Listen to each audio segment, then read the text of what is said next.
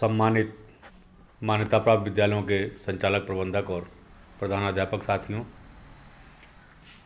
आज बलिया जनपद, सोनभद्र, मऊ, कौशाम्बी, चंदौली, बुलंदशहर, अलीगढ़, रामपुर और लखीमपुर खीरी जनपदों से यह खबर मिली कि अपार आईडी बनवाने के लिए अभिभावक से फॉर्म भराकर सहमति प्राप्त करने के लिए खंड शिक्षा अधिकारियों द्वारा मान्यता प्राप्त विद्यालयों पर प्रेशर बनाया जा रहा है।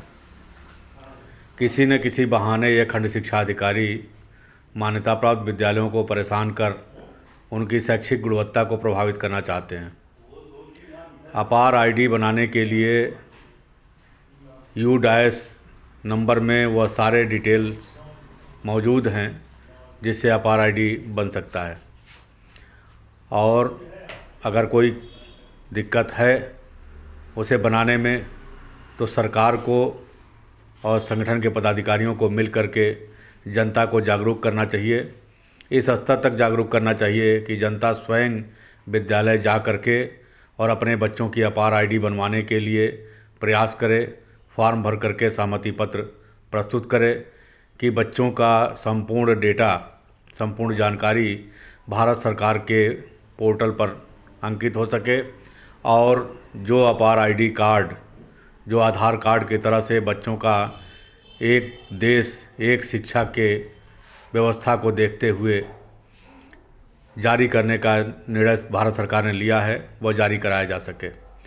विद्यालय संचालक या विद्यालय में शिक्षण कार्य कर रहे अध्यापक कर्मचारी अगर अपार आईडी बनाने या U-डैश के डेटा भरने या विभिन्न अन्य सरकार के कार्यों को करने के लिए समय अपना व्यतीत करेंगे तो बच्चों की शैक्षिक गुणवत्ता प्रभावित होगी।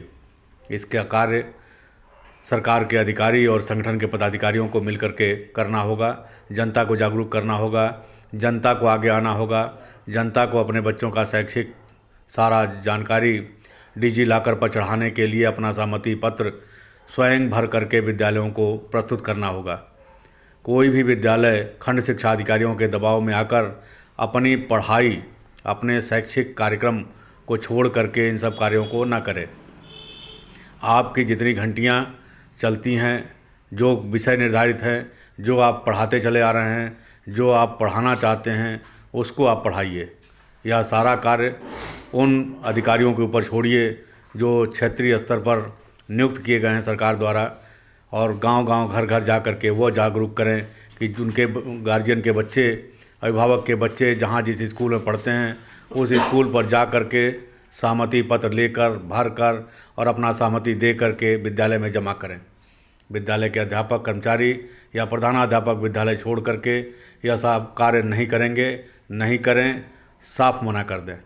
खंड शिक्षा अधिकारी किसी न किसी बहाने या लोकल स्तर के अधिकारी किसी न किसी बहाने से मान्यता प्राप्त विद्यालयों को प्रभावित करके उनकी शैक्षिक गुणवत्ता को समाप्त करना चाहते हैं। लगातार कभी नेशनल बिल्डिंग कोड के नाम पर, कभी अग्निशमन कोड के नाम पर, कभी सफाई अभियान के नाम पर, कभी किसी नाम पर, कभी नवीनीकरण के नाम पर, कभी अस्थायीकरण के नाम पर, कभी जांच के नाम पर, कितने नाम हम गिना दें जिनके नाम पर यह सारे अधिकारी विद्यालयों को प्रताड़ित कर रहे हैं, शोषण कर रहे हैं, आर्थिक दोहन कर रहे हैं। किस तरह से खुल करके कहा जाए कि इन अधिकारियों का मुंह इतना खुल गया है कि विद्यालय वालों को बुरी तरीके से प्रताड़ित करके उनसे धनोपार्जन कर रहे हैं। इन सब पर रोक लगना चाहिए। आप भी रोक लगाइए, सरकार भी रोक लगाए, और हम लोग भी इस आवाज़ को बुलंद करेंगे कि विद्यालयों का दोहन, विद्यालयों का शोषण, विद्यालयों से आर्थिक शोषण बंद हो। ये हमारी बात को, हमारी आवाज़ को आप एक एक विद्यालय तक पहुंचाइए, एक एक प्रबंध समिति तक पहुंचाइए और संगठित होइए। आपको कुछ नहीं करना है, आपको केवल 100-100, 50-50 विद्यालयों की झुंड बना करके, भीड़ बना करके, एक साथ एकजुटता बना करके अपने अपने क्षेत्र में बैठक करना है और बैठक करके अपनी समस्याओं की आवाज़ बुलंद करना है।